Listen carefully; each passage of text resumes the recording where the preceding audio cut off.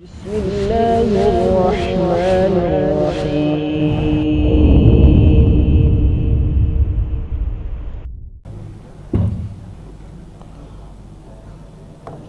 بسم الله الرحمن الرحيم. السلام عليكم ورحمة الله وبركاته. إن الحمد لله نحمده ونستعينه ونستغفره ونعوذ بالله من شرور أنفسنا ومن سيئات أعمالنا. من يهده الله فلا مضل له ومن يضلل فلا هادي له. وأشهد أن لا إله إلا الله وحده لا شريك له وأشهد أن محمدا عبده ورسوله صلى الله عليه وعلى آله وأصحابه أجمعين وسلم تسليما كثيرا. أما بعد. Para jemaah sekalian rahimani Allah wa iyyakum. Alhamdulillah, kita bersyukur kepada Allah Subhanahu wa taala atas limpahan nikmat yang Allah berikan kepada kita semuanya. Di antara nikmat tersebut adalah nikmat iman, nikmat Islam, dan nikmat diberikan kesempatan untuk mengamalkan ajaran-ajaran Islam. Baik, insyaallah di siang hari ini kita akan membahas surat Al-Buruj.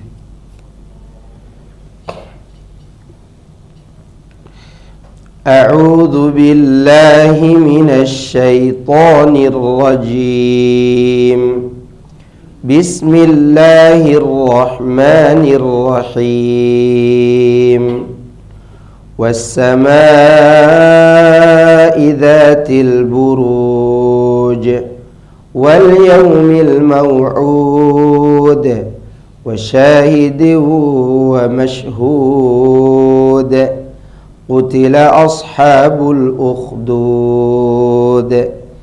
النار ذات الوقود إذ هم عليها قعود وهم على ما يفعلون بالمؤمنين شهود وما نقموا منهم إلا أن يؤمنوا بالله العزيز الحميد الذي له ملك السماوات والأرض والله على كل شيء شهيد إن الذين فتنوا المؤمنين والمؤمنات ثم لم يتوبوا فلهم عذاب جهنم ولهم عذاب الحريق.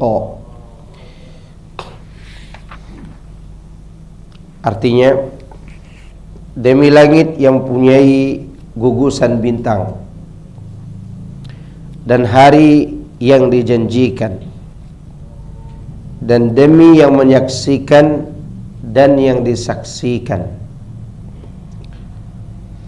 telah binasalah orang-orang yang membuat parit, yang mana parit tersebut berisikan api yang dinyalakan di dalamnya, itu dibakar kayu bakar. Ingatlah ketika mereka duduk di sekitarnya, sedang mereka menyaksikan apa yang mereka perbuat terhadap orang-orang yang beriman, dan mereka tidak menyiksa orang-orang mukmin itu melainkan karena orang mukmin itu beriman kepada Allah yang maha perkasa lagi maha terpuji, yang mempunyai kerajaan langit dan bumi, dan Allah menyaksikan segala sesuatu. Sesungguhnya orang-orang yang mendatangkan cobaan kepada orang-orang mukmin, baik laki-laki maupun perempuan, kemudian orang-orang tersebut tidak bertaubat, maka bagi mereka azab jahannam dan bagi mereka azab neraka. Seperti yang kita jelaskan sebelumnya, bahwa Allah ketika ingin meyakinkan sesuatu kepada kita, terkadang dia mengawali dengan sumpah terlebih dahulu. Lalu baru setelah itu dia menjelaskan apa yang dimaksud dari sumpah tersebut. Di sini Allah bersumpah dengan gugusan bintang, ya, dan juga bersumpah dengan hari kiamat, hari yang dijanjikan, serta bersumpah dengan yang menyaksikan dan yang disaksikan. Maksud yang menyaksikan di sini adalah hari Jumat, dan maksud daripada yang disaksikan adalah hari Arafah. Jadi Allah bersumpah dengan hari Jumat dan hari Arafah. Nah, setelah Allah bersumpah, Allah Subhanahu wa ta'ala menjelaskan jawab dari sumpahnya itu, yaitu dia ingin bercerita. Allah ingin bercerita. Qutila ashabul ukhdud, telah binasa orang-orang yang membuat parit. Binasa yang dimaksud di sini adalah terlaknat, dijauhkan dari rahmat Allah. Siapa yang terlaknat itu? Yaitu mereka yang membuat parit, yang di dalam parit tersebut mereka membakar kayu bakar, lalu menghabisi orang-orang yang beriman di zaman itu. Dan kejadian ini terjadi di tahun 523 Masehi. Kalau salah 523 Masehi, 40 tahunan sebelum Nabi dilahirkan. Karena sebelum 40 tahun Nabi SAW sebelum dilahirkan, banyak kejadian. Di antaranya peletakan berhala pertama kali dilakukan di Ka'bah oleh salah seorang tokoh dermawan yang bernama Amr bin Luhai al-Khuzai. Di antaranya lagi terjadi penyiksaan terhadap ashabul ukhdud ini, yang dilakukan oleh ashabul ukhdud ini, ya. Ini kejadian sebelum Rasulullah SAW dilahirkan. Makanya sebagian ahli sejarah memprediksikan kejadian ini terjadi di tahun 523 Masehi, bukan Hijriah, karena belum ada Hijriahnya.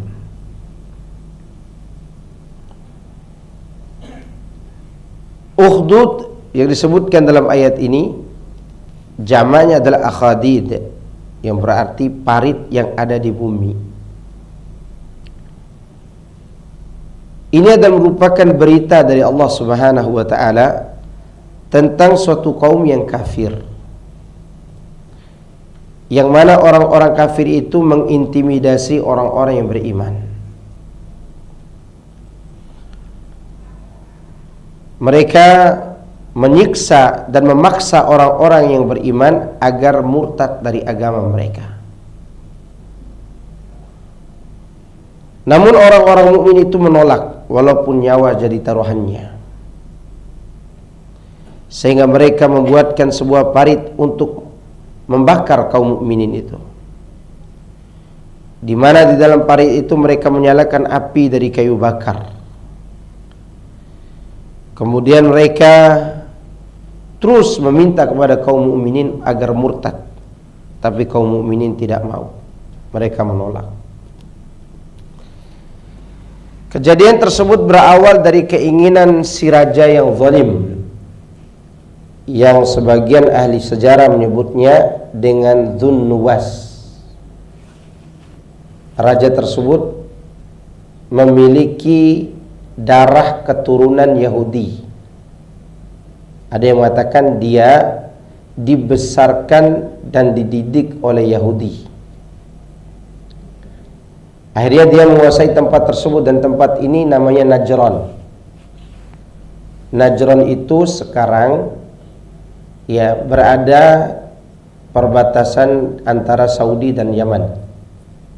Dulu masuk wilayah Yaman, karena masih ada kaitannya dengan dinasti kaum Saba yang sudah melemah kekuasaannya. Maka ketika lemah kekuasaannya, kaum Saba itu di generasi yang ini, generasi 500-an, tahun 500-an Masehi, mereka dikuasai oleh raja yang zalim, namanya Dzunnuwas. Ya. Dzunnuwas berketurunan Yahudi sekali lagi. Dia memiliki seorang tukang sihir. Tukang sihirnya yang menipu mata orang-orang sehingga orang-orang bodoh mengakuinya sebagai Tuhan. Nah, begini cara penguasa-penguasa yang zalim di zaman itu, termasuk Firaun di zaman Nabi Musa. Cara mereka untuk mengaku diri sebagai Tuhan, mereka miskinkan dulu rakyat dan dijauhkan dulu dari pendidikan. Itu cara yang dilakukan oleh Dzunnuwas dan Firaun sebelumnya di zaman Nabi Musa. Jadi orang-orang dijauhkan dulu, tidak boleh mengenal Tuhannya. Makanya jarang diajarkan hal-hal seperti itu di kurikulum nasional. Diajarkan la ilaha illallah dengan syarat dan rukunnya jarang sekali. Karena memang akan ada keinginan orang-orang Yahudi ingin campur tangan di dalam mengurus urusan dunia saat ini. Nah, dulu juga begitu. Mereka jauhkan manusia dari pendidikan dulu. Tidak boleh mengenal Tuhan, tidak boleh mengenal la ilaha illallah. Sehingga ketika mereka bodoh, Firaun atau Dzunnuwas tadi, mereka menguasai keadaan. Kalau lapar, dia kasih makan kepada orang sekedarnya, walaupun orang-orang tersebut jadi budaknya, sehingga dia mengaku diri aku sebagai Tuhan. Lalu dia buktikan bisa membunuh orang, bisa melakukan sewenang-wenang terhadap manusia, sehingga semakin hari orang-orang itu semakin dijadikan budak olehnya. Itulah Yahudi, itu pula yang dilakukan oleh Firaun. Ya. Maka Dzunnuwas ini telah berhasil meyakinkan banyak orang bahwa dia adalah Tuhan, kecuali mereka yang masih di atas fitrah yang lurus. Nah, si tukang sihir ini udah tua, tukang sihirnya raja tadi. Karena sudah tua, dia meminta kepada raja agar mencarikan anak muda yang menggantikan posisinya. Itu posisi tukang sihir tadi. Maka diadakan sayembara, yang bisa sulap, yang bisa sihir, diadakan sayembara. Terpilihlah salah seorang pemuda yang biasa dikenal dalam sejarah sebagaimana cerita Nabi, Gulam. Gulam itu anak kecil, artinya seorang pemuda. Raja mengirim si Gulam ini kepada tukang sihirnya agar mengajarkan sihir sebagai pengganti dia nantinya apabila tukang sihirnya mati. Dalam perjalanan si Gulam bertemu dengan seorang ahli ibadah dari kalangan Nasrani. Karena waktu itu mereka ini adalah pengikut Nabi Isa. Ceritanya ini adalah pengikut Nabi Isa yang beriman kepada Allah dan Nabi Isa alaihissalam. Maka si rahib ini, ahli ibadah ini, mengajarkan kepada Gulam tentang sifat-sifat ketuhanan yang buat si Gulam ini terheran-heran. Ada Tuhan selain si raja itu. Iya, sang pencipta langit dan bumi yang menciptakan segala-galanya, diajarkan tentang ketuhanan. Namun setelah itu si Gulam ini tetap berangkat ke tempat tukang sihir untuk belajar. Terus begitu kondisinya. Ini memberi pelajaran kepada kita.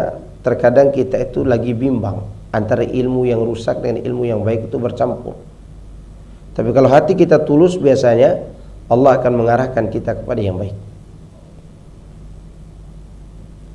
Nah, si Gulam ini kadang terlambat datang ke tukang sihir dan dipukul. Demikian juga ketika kembali dari tukang sihir, dipukul juga oleh keluarganya karena terlambat pulang. Yang singkat cerita, ilmu dia tentang Allah itu luar biasa. Tapi sihirnya tetap berjalan sampai suatu masa, sampai suatu waktu ada binatang menghalangi perjalanan orang banyak, lalu gulam ini ingin membuktikan ilmu siapa yang benar. Dia mengambil batu dan berdoa, Allahumma in kana amrul rahib ahabba ilaika faqtul hadhihi dabbah. Ya Allah, jika ilmu yang diajarkan sang ahli ibadah itu lebih kau cintai daripada ilmunya tukang sihir, maka bunuhlah binatang ini. Maka terbunuhlah binatang tersebut. Di sini gulam berdoa kepada Allah, karena doa seperti ini tidak biasa dilakukan oleh orang zaman itu. Menyebut nama Allah tidak ada yang kenal, jangan kata sifat yang lain. Nama Allah saja tidak ada yang kenal pada masa itu. Maka ketika orang-orang yang menyaksikan kejadian itu mendengar gulam berdoa demikian, mereka pun ikut beriman. Akhirnya si gulam ini bisa menyembuhkan berbagai macam penyakit, termasuk penyakit kulit dan penyakit buta. Tetapi semuanya atas izin Allah. Ini menunjukkan karomah. Ini karomah. Ya. Si gulam ini tidak belajar pengobatan, tidak. Tapi dia mengobati dan sembuhnya dengan karomah, karena dia wali bukan nabi. Dia termasuk wali Allah. Maka berita tentang gulam tersebar sampai terdengar oleh penasihat raja, yang penasihat raja itu buta matanya, yang selama ini dia tidak pernah melihat kezaliman yang dilakukan oleh sang raja. Maka menteri yang buta ini datang kepada gulam dengan berbagai hadiah. Ada emas, ada perak. Dia katakan kepada gulam, jika kau bisa menyembuhkan mataku, wahai anakku, aku akan berikan semua hadiah yang ada di hadapanmu. Kata gulam, aku tidak bisa menyembuhkan siapapun. Jika kau beriman kepada Allah, maka aku akan berdoa agar Allah menyembuhkan matamu. Maka menteri itu pun beriman, lalu dia pun sembuh matanya. Dia kembali kepada raja. Ini awal penyiksaan itu. Awal penyiksaan itu terjadi pada menteri ini. Ketahuan si gulam mengajarkan ilmu agama selain daripada ajaran pemimpin yang zalim tadi. Maka si gulam, si menteri kembali kepada raja dalam keadaan normal matanya. Raja bertanya, siapa yang mengembalikan pandanganmu, penglihatanmu? Menteri mengatakan, Allah. Kaget sang raja. Sang raja pun bertanya kepadanya, aku yang menyembuhkannya? Bukan. Robku dan Rob anda adalah Allah. Berulang kali dia katakan nama Allah itu, maka si menteri pun disiksa. Disuruh mengaku, siapa yang mengajarkan engkau demikian? Terus disiksa sampai dia memberitahukan gulam. Otomatis raja kenal siapa gulam itu, karena dia dikirim oleh raja ke tukang sihir tadinya. Maka ditangkaplah si gulam itu. Lalu gulam itu ditanya oleh raja, wahai anakku, sungguh ilmu sihirmu telah mencapai derajat yang kita inginkan. Kata si gulam, aku tidak belajar sihir. Aku tidak bisa menyembuhkan apapun. Yang menyembuhkan adalah Allah. Kemudian raja marah karena merasa dikhianati oleh anak kecil itu. Karena pemuda itu adalah pemuda kiriman raja kepada tukang sihir. Maka setelah itu si gulam disiksa, ditanya siapa yang mengajarkanmu, sampai gulam itu menunjukkan kepada rohib.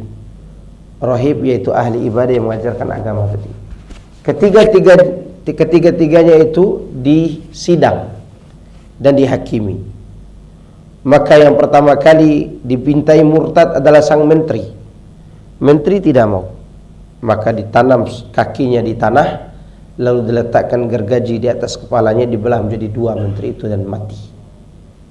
Kemudian giliran pendeta, giliran ahli ibadah, maka dia pun diperlakukan dengan cara yang sama. Ditanam kakinya, kemudian di atas kepalanya diletakkan gergaji dan dibelah menjadi dua, mati. Tinggal si gulam.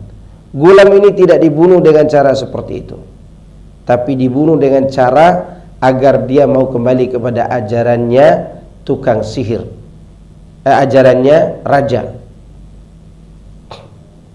Karena raja ini butuh orang yang menggantikan tukang sihirnya, maka dia disuruh dibawa ke tempat yang tinggi, ke gunung yang tinggi. Lalu raja itu mengatakan kepada prajuritnya, Jika sampai di atas gunung, maka buanglah gulam ini. Ajak dulu dia untuk kembali kepada ajaran kita. Kalau tidak, maka buang. Sampai di atas puncak gunung yang tinggi, di tepi jurang yang dalam, gulam ini berdoa, Allahumma kfinihim bima syi'ta. Ya Allah, tolonglah aku dari bahaya tentara-tentara ini sesuai dengan kehendak-Mu. Maka gunung itu berguncang dan berjatuhanlah tentara-tentara tadi. Berjatuhanlah para tentara tadi. Lalu gulam kembali lagi dan mengkagetkan sang raja. Engkau masih hidup, apa yang terjadi dengan tentaraku, kata raja. Kata gulam, Allah telah menolong aku dari bahaya mereka. Lalu dia pun menyerahkan gulam ini kepada tentara berikutnya. Raja menyerahkan gulam ini kepada tentara berikutnya dan menyuruh mereka bawa dia ke tengah lautan. Jika sudah berada di tengah lautan, tawarkan kepadanya untuk kembali kepada agama kita.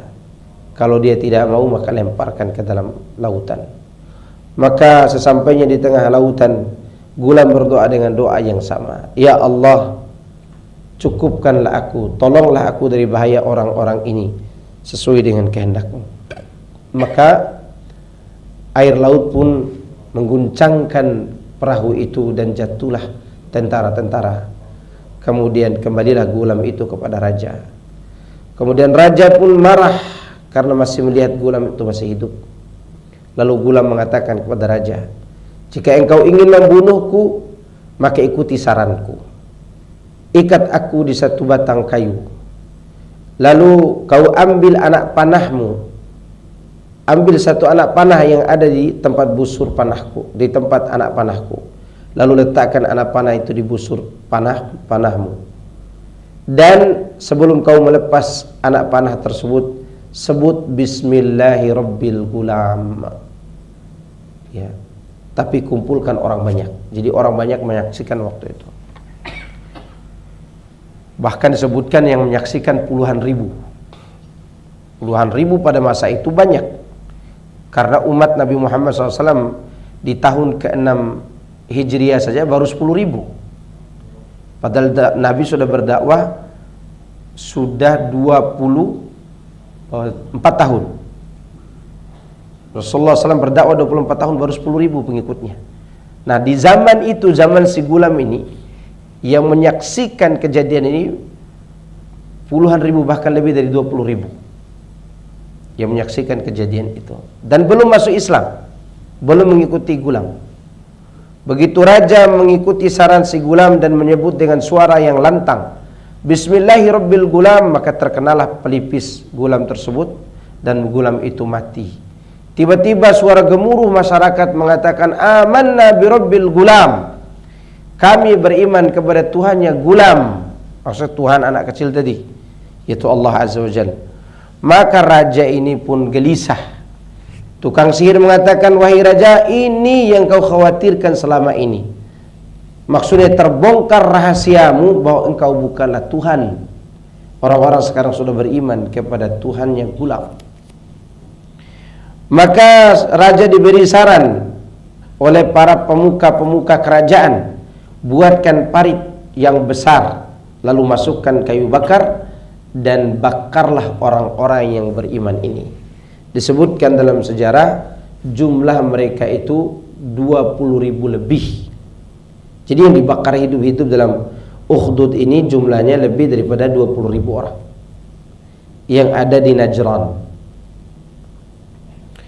Maka satu persatu dimasukkan ke dalam api yang ada di parit itu, sampai yang terakhir kali masuk seorang ibu dan anak kecil.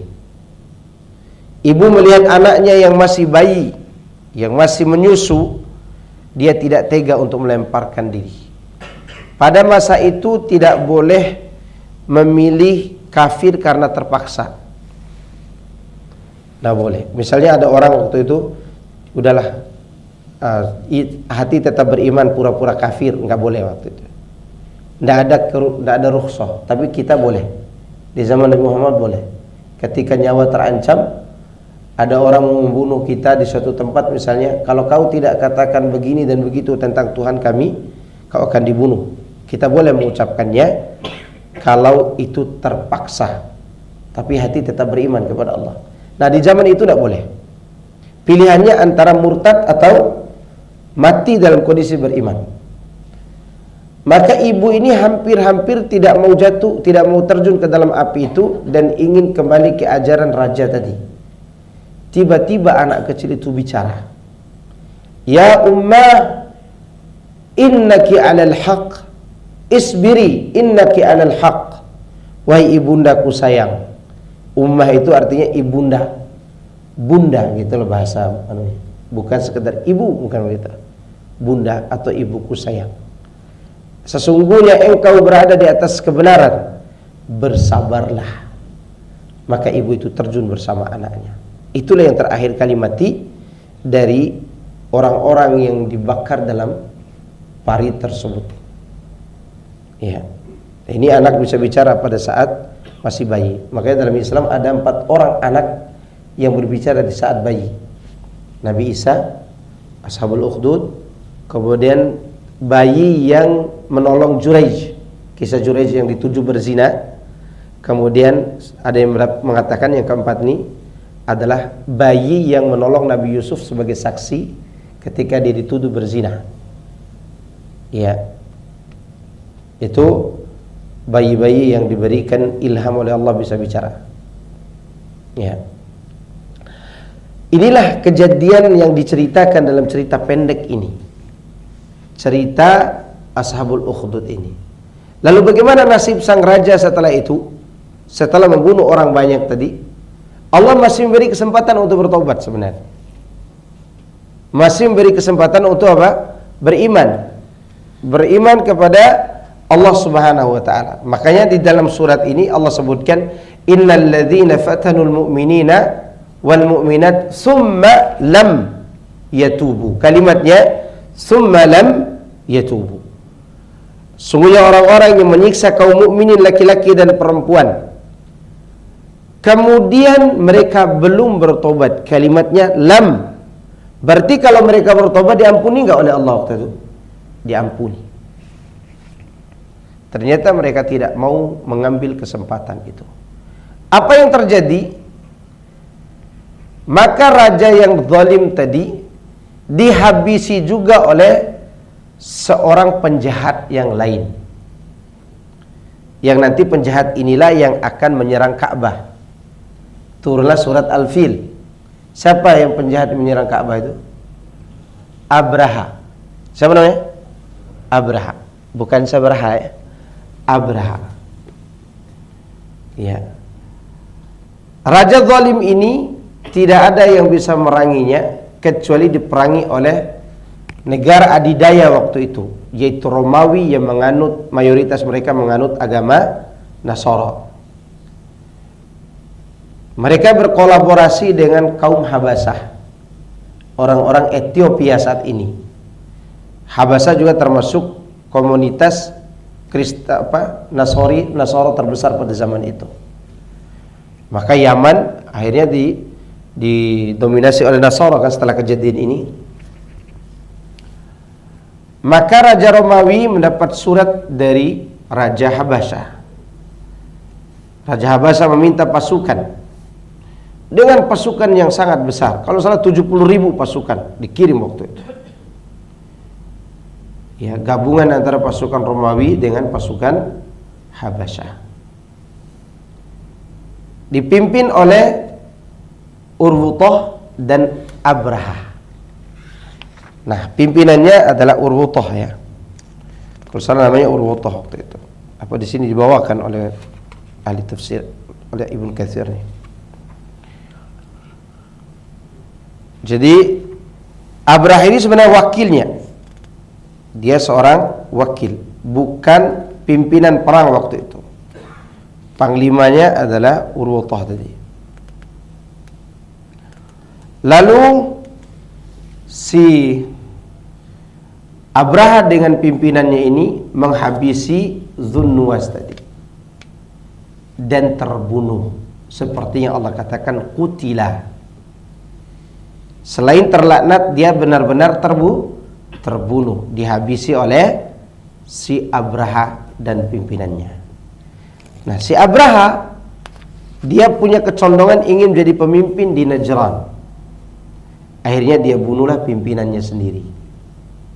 Ini musuh dalam pasukan, karena dia tidak berselimut waktu itu dengan pasukan. Dibunuh oleh Abraha, dan Abraha kirim surat ke Raja Habasyah meminta diri agar diangkat sebagai seorang amir di Najran, dan dia ingin menguasai seluruh Yaman.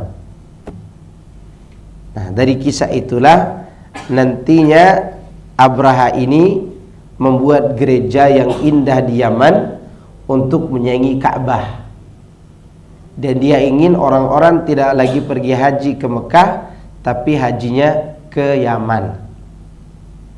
Ya, itu keinginan Abraha waktu itu. Nah, pelajaran bagi kita nanti akan diceritakan tentang Abraha ini membawa pasukan gajah. Kan masih lama surat Al-Filnya ini. Ya. Pelajaran bagi kita dalam kisah ini di antaranya adalah, pertama, siapapun yang zalim di muka bumi ini pasti akan mendapatkan balasan yang setimpal, meskipun tidak melalui tangan orang-orang baik. Terkadang Allah menolong agamanya melalui tangan orang jahat. Maka disebutkan dalam hadis yang sahih, innallaha la yansuru hadzal din bi rajulin fajir. Sungguh Allah benar-benar akan menolong agama ini melalui tangan seorang penjahat. Ini akan menjadi sebuah pelajaran dan dalil bagi kita bahwa sepanjang masa pun ada penjahat yang akan membunuh penjahat lain. Contoh sekarang ada Hizbullah, ada Yahudi.